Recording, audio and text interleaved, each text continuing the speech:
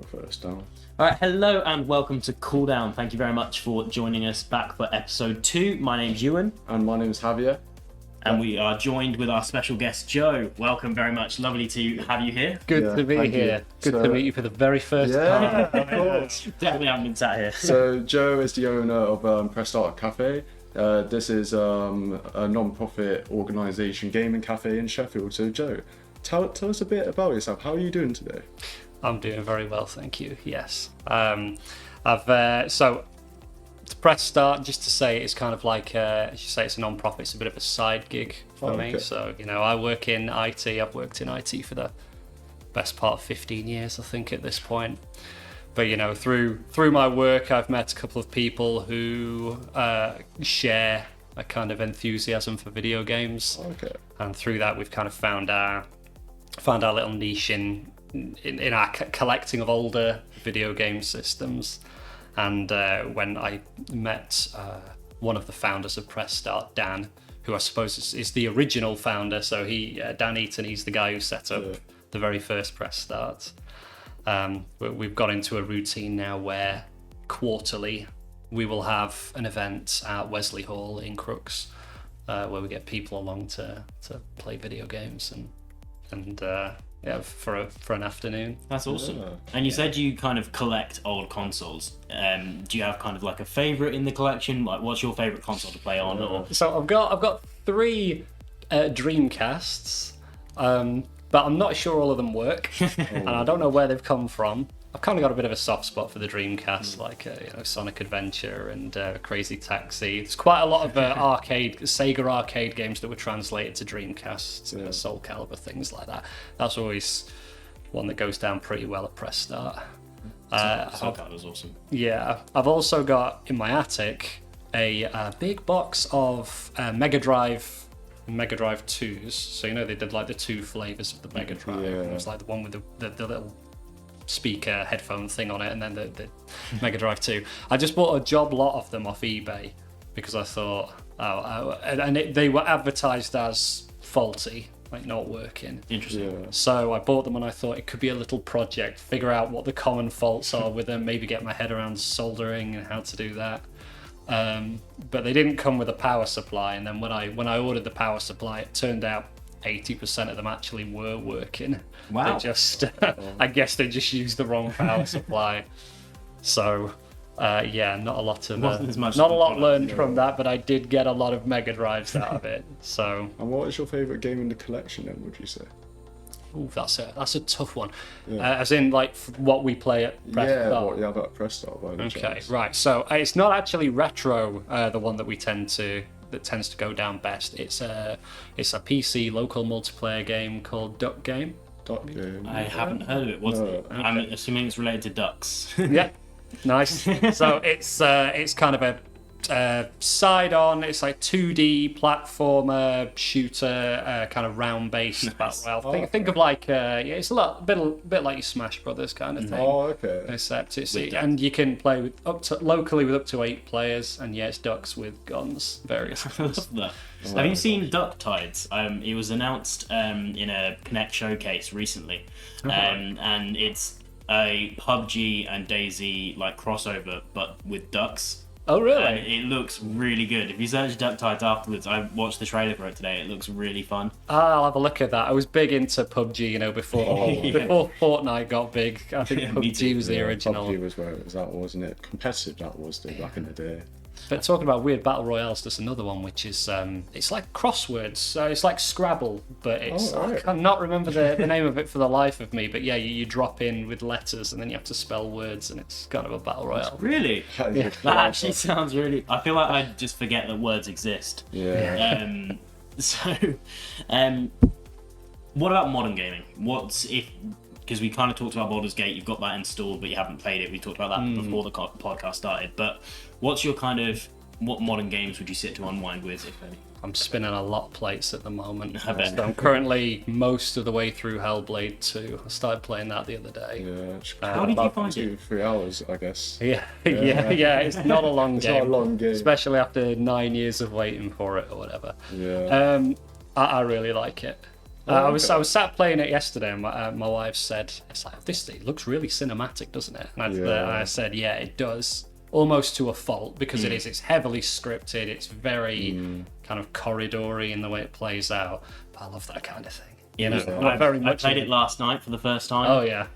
Crazy. I was like, the sound design in that game is unreal.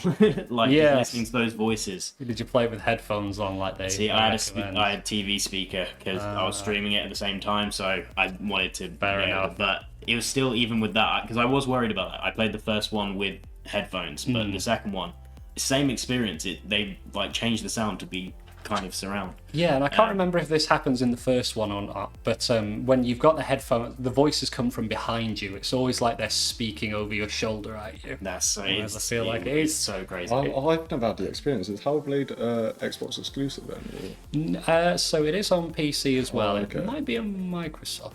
Actually, I'm not sure. Don't hold me to that. No, of course. But it is very much more of the same. The second one, maybe even less than the first. I've heard one. it's got like. It's not as good as the first, right? I think it might be a little bit more limited in the things you can do, and there's some standout moments in the first one that I don't think are quite matched in the second one so far. But so that I love a good walk-in simulator, that kind of thing. So that's a perfect game for me. But other than that, do you have a favourite game of all time then, would you say? Or is that a tough question? It's a tough one. I do like to roll out Silent Hill 2. Oh, okay. So you like the narrative games? Like a good narrative in games. The Last of Us games, which you've already discussed. Last of Us Part 2, I think, is fantastic. I agree. Yeah. I'm a little sceptical on The Last of Us 2. Obviously, can't go into spoiler territory, but I'm looking forward to the TV show, because season 2, obviously, it's been filmed right now, right? Yeah. Have you seen the first look? I haven't, no. I'd be interested to know if they stick with the structure, because a lot of people have hypothesized they might mix it up somehow, but I feel like you do kind of need the same structure as the game to have that, have the heavy bits hit heaviest. Yeah, especially the first 2 episodes. Yeah. Pedro Pascal looks really good. If you haven't seen it yet, if you go online, you can see it on Twitter. They've done the older version of Pedro Pascal, and they've done it like he's identical to Joel from the game. He looks really good. I'm also looking forward to that. But and you kind of touched on kind of The Last of Us 2, so it feels good to go into kind of... Did you see Druckmann's interview? He did it yesterday with PlayStation. I didn't know. I saw a tweet or maybe something on Reddit before I came out talking about his next project. In the back of my mind, I was hoping he was talking about Last of Us Part 3, because there's definitely been talk previously. He commented on that. I hope there isn't, though, personally. I don't know. Obviously, the way it ended, but... There's the possibility, isn't there? Yeah. I think you could... At the end of Last of Us 1, everyone said, well, how do you create a sequel to that? And I think, I think he could come up with something. Do you think The Last of Us needed a sequel after part 1? I don't think it needed one, but I think it's one of those where, having played part 2, it makes me look back on part 1 in a better light. Oh, really? I agree. I think it really fleshes it out. And I think it's just seeing how, because Ellie was such a beloved character in obviously the first one, so to see how she kind of came into her own and got her own game and wasn't the companion character, I really like that dynamic, and seeing like her relationship with like Dina and Jesse and kind of how that all played out. I really enjoyed that part of it as well. Yeah, it's very good. And of course you have The Last of Us Part 1, the PS5 remaster of the first one that they did, which I guess was to coincide with the TV, with the first series of the HBO show, I guess, as a kind of an appeal to non-gamers. You like the show? Try the game. Exactly. It's now even shinier than before. Like Fallout shows obviously just come out as well. Do you think that these shows that are coming out are having an impact and bringing people into gaming who maybe haven't considered it before? I think so. I mean, another case there, because Fallout 4 just got its it got remastered, next gen. Yeah, 60 FPS from Bethesda as well, out of all companies, right? Although, having said that, I think I've heard about more people going to play New Vegas than of playing 4 afterwards, which I think is generally regarded, by Fallout fans as the better one, if you like Obsidian. Yeah, it's not even... Yeah, I was about to say that's by Obsidian as well. So, It's interesting, but also, wasn't Fallout like the most successful TV show on Amazon? Yes, wasn't it? Yeah. it broke a lot of records. Broke so many. I know my parents, they watched both Fallout and Last of Us and went, so is this what gaming's like? And I was like, yes, it is. You see now why I've been playing it for years. And I don't know if you heard, Fortnite obviously getting collaboration with Fallout, so it just shows like you get these TV shows, it becomes more mainstream for other viewers, how it just links to everything else. It seems like they've well and truly done away with the curse of the bad video game adaptation, because for decades it was pretty miserable. Yeah, it's all building a community though, isn't it, really? And it also went the other way, because do you remember like back in the day there was a streak with the DS, or I'm saying back in the day, but back in my day, and there was movie like change to games, so it was the other way around, and they were all terrible. It's like every Marvel movie got a DS game, and they came through and they were really bad for like ages. Do you remember and the then, Iron Man one? Yeah, That was I've used to play absolutely before. terrible. I feel like they were the exceptions to the rule. I don't know if Spider-Man counts, because I think that was always kind of based on the Marvel property rather than the films. But did you ever play the Peter Jackson King Kong game? No, but I've seen footage Was that of the recent that. one? No, We don't talk about that. it was kind of a bit of a experimental first person kind of shooter kind of thing, but the whole thing about Hellblade and the idea of immersion and not having a HUD and all that, showing, not telling. Quite a lot of that was, when I think about that Peter Jackson's King Kong game, it was similar things established there, so no HUD and all that stuff. Yeah, I do like a game with no HUD, but I do sometimes. I'm playing Kingdom Come Deliverance at the moment, and one of the things I'm struggling with is it's very much no HUD with combat and with the bow and arrow, and it's not got a reticle. So I'm like, where am I aiming? I'm trying. It's hard sometimes without a HUD. I played about half an hour of Kingdom Come Deliverance, and as well, the first thing you have to do is go and rough a guy up for some money, and that fight took about 15 minutes. Yep. It's a slog, but a good slog for me anyway. And something else that happened recently, today actually, is the Helldivers 2 CEO has come out and said that due to the drop in players, he's going to step away as CEO and go down to, I believe it's the creative controller or some position like that, and he trusted someone else to take over the role of CEO because he said he wanted to spend more time with the team and the community games. What do you guys think about that? Do you think that's good for him to do that? I mean, we were saying before we got started that one of the main things to come out of Helldivers, apart from the kind of astronomical sales, has been all this drama about the PlayStation Network requirements, and they really did make a bit of a mess of that. And I think part of the friction I think there has been because that mandate about the PlayStation Network stuff came from Sony, and I think that the Helldivers developers have been very keen to distance themselves from that decision making. So I don't know if we're talking about the same guy, but someone got on Twitter and said, look, we're as upset as you are, we just want to make a good game, and we agree this is causing issues where there needn't be any. But I think the more that you see companies, so like Microsoft or PlayStation, getting into the publisher business more than the platform business, and they're all looking for a piece of kind of the PC hardware pie, you're getting more of that, locking people into these online services where previously you hadn't. So then after this came the whole Ghost of Tsushima. That's also requiring it for... I think they had to get out in front of that and say, we're not going to require this for single player, don't worry. But if you want to play the online component, then... You need a PlayStation account for PC, right? Yes. Yeah. I still remember the time. Do you remember when Skyrim and like Fallout, they wanted to add mods and Sony just wouldn't allow it, and then Xbox, that's still the case. It's still the case right now. It's ridiculous. Sony, like, they don't like anyone messing around with their ports or anything like that, and it just causes a lot of issues, doesn't it? Yeah, I think there's benefits to a closed system where if you think of a console as kind of something that that's very accessible and people can just use. You don't want to create situations where people are loading in mods, causing the game to crash or whatever, and then complaining to Sony or Microsoft about it. And I think the console space has always struggled with that. Although I remember Unreal Tournament 3 on PS3 back in the day. I remember when that got mod support, and you could download your levels on USB, plug it into PlayStation, and load them off the USB drive. I remember when I was younger, I thought Minecraft had mod support on Xbox, and it didn't.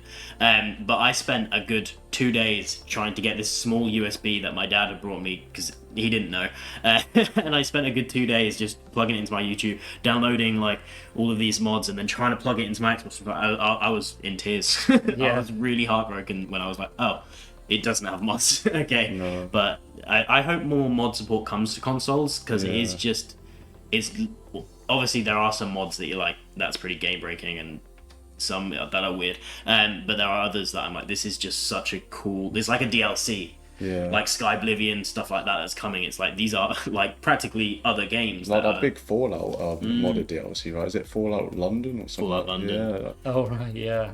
That's been going on for years, but the fact that, you know, as a community they can build all this is fantastic, right? And they put in more effort sometimes than the developers themselves, in my opinion. Yeah, a part of me thinks it's added value because it's, you know, it's free, it extends the life of your product, but at the same time, if you wanted to be, if you wanted to look at it through kind of a bit of a dystopian lens, why would they give you something for free if they could package it and sell it to you instead? Because I think the problem is quite a lot of these mods often do a bit of a disservice to, I mean, you're talking about Bethesda games specifically. But they're big supporters of modding there. Yeah, they are. Although I don't know if Starfield's had such a great start on the mod side of things. No, they recently created like a Star Wars mod they have on that has been blowing up everywhere. It has.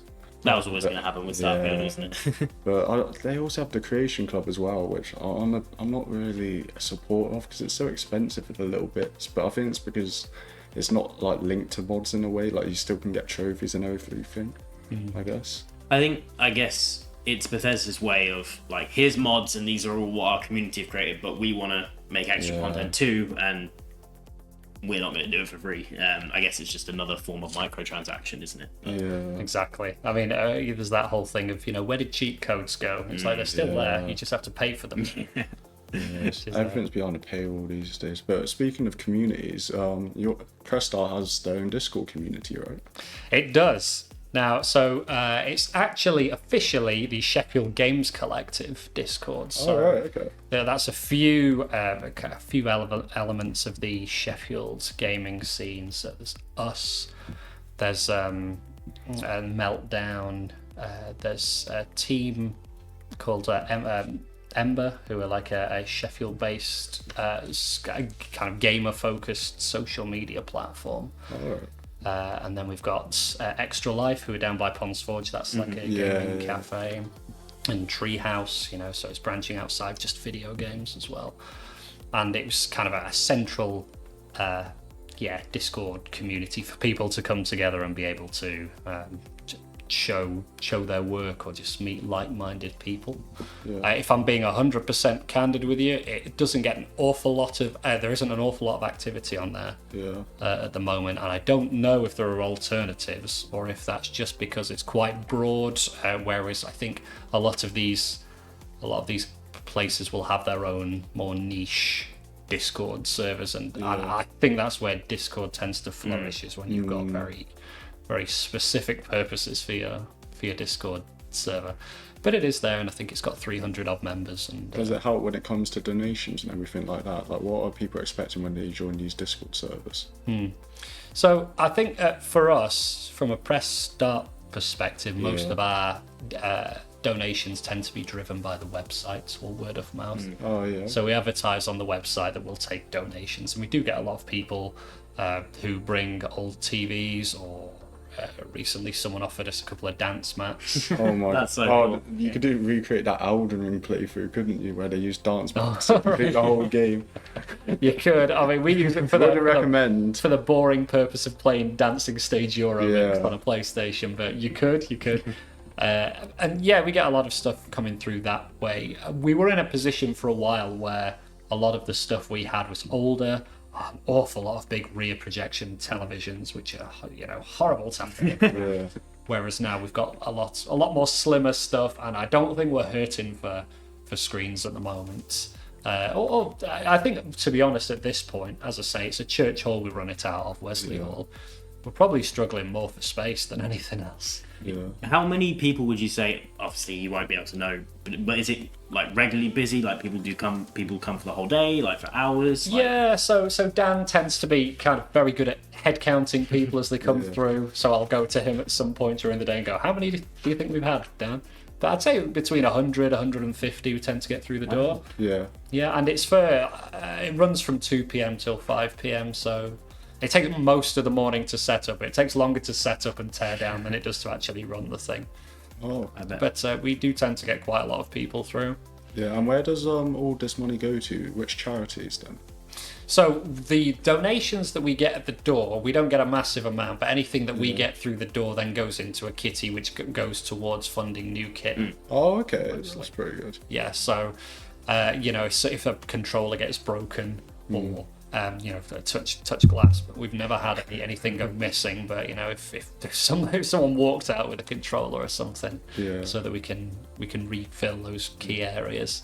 Yeah. And why do you think that in-person gaming, like events such as these, are so important to the gaming community and like couch co-op, those sorts of things? Because there's not as many games that do that. But why is it important? There aren't. I think during COVID as well, a lot of stuff went more online. You saw a lot of things like Smash Brothers tournaments were going online, and games done quick kind of migrated to be online, and they're back in kind of a physical capacity now. The games done quick, but they also run quite a lot of hybrid events, and they'll have people connect remotely, and I think that's good, and that's definitely got a purpose. But I think the benefit of just having a bunch of people in a room playing couch co-op is plainly the social interaction part of it. So I was thinking about this recently because I've got a daughter who's about 4, and we're constantly trying to find ways to get her out and about and keep her entertained and everything. And it's those kind of people that we try and appeal to, the people kind of a younger audience who maybe they might play a bit of Fortnite on a tablet or something, but might not realise that there's a world of other games out there and a lot of games that you can play with other people. Do you know what I missed the most when I was younger? Like the Lego video games. I think that's what made them special. The fact that you can just go around, partner Come up. to press start. We've always got Lego Star Wars going on. Oh my! That's because I didn't really like the recent Lego Star Wars, the Skywalker saga. It missed that Lego touch, didn't it? They made it like sort of like a third-person shooter. Yeah. It's a big blind spot for me. I've never played the Lego Star Wars games. I've watched other people play them, but they are a lot of fun. there's a lot of them. I wouldn't know where to start. Not that I imagine there's particularly an order you have to play them in. No, of course not. And you kind of talked earlier, just to go back, about how you've got a lot of partnership with other gaming sort of companies in Sheffield, sort of like the Extra Life Cafe. It's a pretty good gaming space here in Sheffield. There's quite a lot of companies like that. Why is sort of having that collaboration? How does that affect you guys? Why do you support them? They're obviously on your website. Like, what is that to you? So I think it's for one thing, that it always tends to be smaller businesses, and it's a smaller business that shares a passion that we share. So you want to give them a leg up, and as I say, we are not a business. It is a side thing for us, and we do it literally for the love of the game. So just being able to hold other companies or other businesses up and say, there's a wealth of things out there. It's nice to be able to do, and as you kind of alluded, Sheffield's a very good hub for this kind of thing. We've got a video game museum. We've got companies like Bone Loaf and Sumo here as well. So it's a good place to be if you're into video games for either development or playing. And so just whatever we can do to contribute, really. Does it become quite competitive then with all these different gaming outlets out there? Well, I don't know if there's any that really cover the same niche of the ones that I've mentioned. So Extra Life, as I say, are kind of a cafe with gaming elements. Then you've got Treehouse, who are more board games. Meltdown is kind of an esports bar, so that's more of a kind of professional level. Yeah. So yeah, it's I don't think so. I think there's enough there to go around. I think each one serves its own. So would you say each one's like unique in their own way? Like each one has their own individual standout? I think so. Yeah, Yeah. I think they've all got a purpose. But even if there were multiple meltdowns, multiple esports bars, it's all good. Yeah, we all benefit. Well, thank you very Thank much you. for joining us, Joe. It was lovely to have you on here. I think there were some really interesting insights. I think you can learn a lot about gaming cafes in general. It's something I've never experienced, so it's making me want to come down. For sure. Yeah. And- well, honestly, thank you so much. Oh, pleasure. Yeah. Thank you. And see you then. that does bring us to the end of the podcast. Yeah. But Thank our you for next staying. episode will be on Tuesday. Yeah. Who will we be speaking to?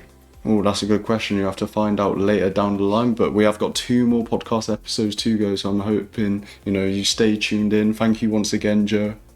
Yeah, Pleasure. it was lovely to have you guys here. Enjoy the rest of your days, and thank you very much. See you later. Bye.